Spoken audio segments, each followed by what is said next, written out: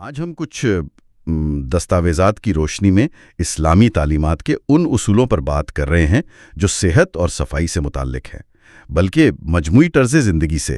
کوشش یہ ہے کہ ان کی گہرائی کو سمجھا جائے۔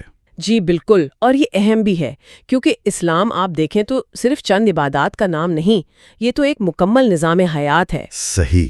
اور اس نظام میں جسمانی اور آپ کہیں تو روحانی پاکیزگی دونوں پر بہت زیادہ زور ہے۔ اچھا، تو گفتگو کا آغاز ایک بہت مشہور حدیث سے کرتے ہیں کہ صفائی نصف ایمان ہے۔ یہ تو بہت بڑی بات ہے۔ جی بہت بنیادی نقطہ ہے۔ اور قرآن میں بھی ذکر ہے سورہ البقرہ میں کہ اللہ پاک صاف رہنے والوں کو پسند کرتا ہے۔ تو کیا یہ صرف جسمانی صفائی ہے یا اس سے کچھ زیادہ گہری بات ہے؟ یہیں سے بات دلچسپ ہو جاتی ہے۔ اسلام میں طہارت یعنی جسمانی صفائی اور روحانی پاکیزگی یہ الگ الگ نہیں ہے۔ اچھا، یہ ایک دوسرے سے جڑی ہوئی ہیں۔ ظاہری صفائی صرف جسم کو صاف رکھنا نہیں ہے، بلکہ یہ آپ کی اندرونی کیفیت، آپ کی نیت، اللہ سے آپ کے تعلق، اس سب کی طرف ایک قدم ہے۔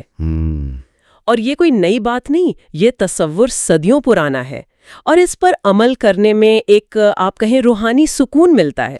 تو ظاہری عمل باطن پر بھی اثر ڈالتا ہے۔ اچھا، عملی طور پر کن چیزوں پر زیادہ زور دیا گیا ہے جیسے عبادات میں؟ دیکھیں، سب سے واضح مثال تو نماز ہے، دن میں 5 وقت۔ جی، اور نماز سے پہلے وضو یعنی کچھ خاص اعضاء کا دھونا وہ فرض ہے۔ ہاں، یہ تو روزمرہ کا حصہ ہے۔ بالکل۔ پھر ضرورت پڑنے پر غسل یعنی پورے جسم کا دھونا۔ تو یہ صرف کوئی رسم نہیں، یہ جسم کو مسلسل پاک رکھنے کا ایک باقاعدہ نظام ہے۔ اور دانتوں کی صفائی کا بھی خاص ذکر آتا ہے، مسواک کا۔ جی بالکل، مسواک یا آج کل ٹوتھ برش کہہ لیں، منہ اور دانتوں کی صحت کے لیے اس کی بہت تاکید کی گئی ہے۔ یہ چھوٹی چھوٹی چیزیں لگتی ہیں، لیکن روزمرہ صحت پر ان کا بہت گہرا اثر ہے۔ صحیح۔ اور کھانے پینے کے آداب میں بھی صفائی بہت نمایاں ہے، جیسے ہاتھ دھونا، کھانے سے پہلے، بعد میں، جی بیت الخلاء کے بعد تو لازمی ہاتھ دھونا، اور کھانے پینے کی چیزوں کو ڈھانپ کر رکھنا۔ جی ہاں، اور یہ وہ ہدایات ہیں جو براہ راست بیماریوں سے بچاتی ہیں۔ ہاتھ دھونا تو دیکھیے انفیکشن کنٹرول کا بنیادی اصول ہے۔ بالکل، کھانے کو ڈھانپنا اسے جراثیم سے، گرد و غبار سے بچاتا ہے۔ اور حیرت کی بات یہ ہے، یہ باتیں اس وقت بتائی گئیں جب جراثیم کا نظریہ جرم تھیوری وہ تو تھا ہی نہیں۔ ہاں، یہ تو بہت پہلے کی بات ہے۔ آج WHO یا دوسرے طبی ادارے جو باتیں کرتے ہیں ان کی گونج ہمیں 1400 سال پہلے کی تعلیمات میں ملتی ہے۔ یہ کوئی اتفاق نہیں لگتا، اس میں گہری حکمت ہے۔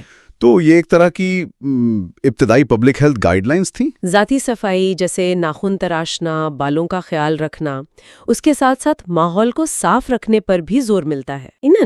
ذاتی صفائی سے لے کر ماحول کی پاکیزگی تک یہ ایک جامع تصور ہے۔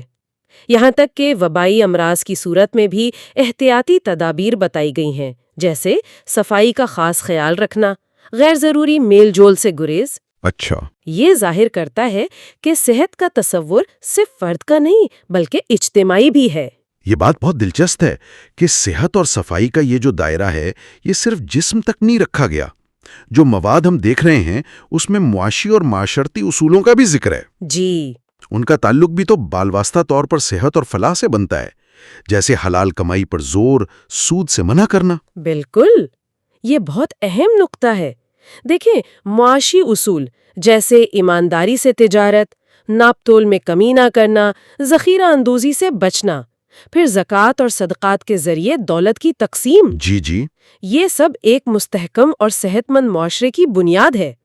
جب معاشی ناانصافی ہوتی ہے تو اس کا اثر بھی تو لوگوں کی صحت پر پڑتا ہے، ذہنی دباؤ بڑھتا ہے۔ صحیح کہا۔ اور سماجی سطح پر بڑوں کا احترام، چھوٹوں پر شفقت، پڑوسیوں کے حقوق، بیمار کی عیادت کرنا، اور خاص طور پر صلہ رحمی یعنی رشتہ داروں سے تعلق نبھانا، ان کا صحت سے کیا تعلق بنتا ہے؟ تعلق بہت گہرا ہے۔ جب معاشرے میں لوگ ایک دوسرے کا خیال رکھتے ہیں، سچ بولتے ہیں، وعدے پورے کرتے ہیں، غیبت نہیں کرتے، بدگمانی سے بچتے ہیں، تو ایک مثبت ماحول بنتا ہے۔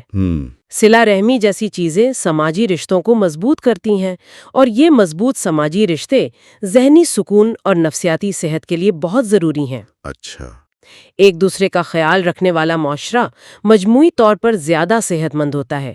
تو یہ سارے پہلو مل کر ہی اسلام کے جامع تصور صحت کو مکمل کرتے ہیں۔ تو خلاصہ یہ ہوا کہ اسلام نے صدیوں پہلے ہی زندگی کا ایک ایسا مکمل مربوط نظام دیا جو صرف عبادات یا جسمانی صفائی تک نہیں ہے، جی نہیں، بلکہ فرد کی روحانی، جسمانی، نفسیاتی، معاشی، سماجی، مطلب ہر طرح کی صحت اور فلاح کا احاطہ کرتا ہے۔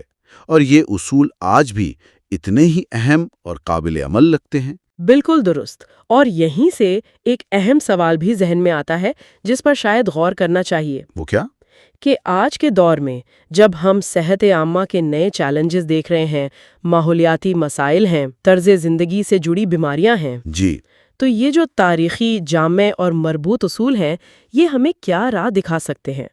کیا ان پر غور کر کے ہم اپنی انفرادی اور اجتماعی زندگی کو بہتر بنانے کے لیے کوئی نئی حکمت عملی، کوئی نئی سوچ اپنا سکتے ہیں؟